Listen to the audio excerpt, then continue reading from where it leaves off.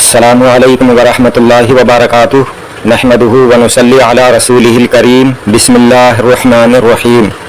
मुल्क शाम के दो नौजवान आबिद और एक लकड़हारा जिसका लकड़ियों का पूरा गट्ठा सोने का बन गया। कैसे बन गया? ये बहुत ही नसीहत आमेज़ वाक़या है। इस वाक़या को आप हज़रात गौर से ज़रूर सुने और पूरा सुने।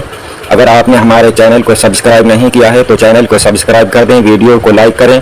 और यही वीडियो हम फेसबुक और इंस्टाग्राम पर भी अपलोड करते हैं, वहाँ भी इसी नाम से, जिस नाम से हमारा यूट्यूब चैनल है यानी मोहम्मद हारून अंसारी के नाम से फेसबुक और इंस्टाग्राम पर खोजकर फॉलो ज़रूर करें।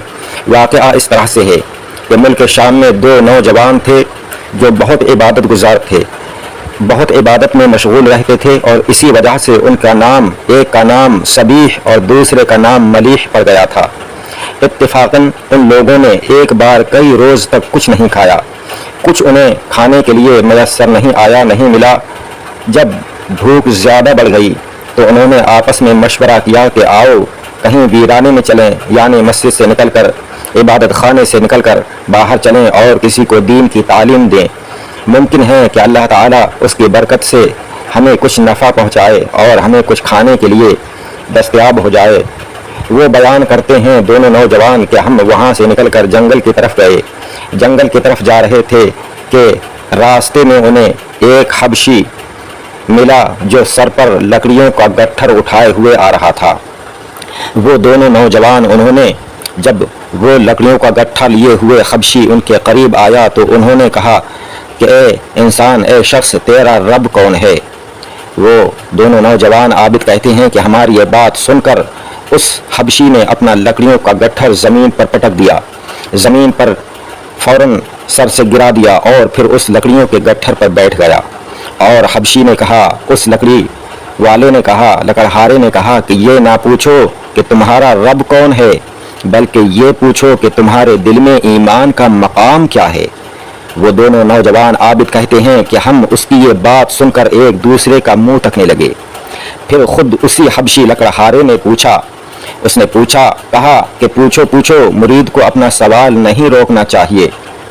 और हम कोई जवाब ना दे सके, हमारे पास कोई जवाब नहीं है, हमारी ज़बानें बंद हो गईं।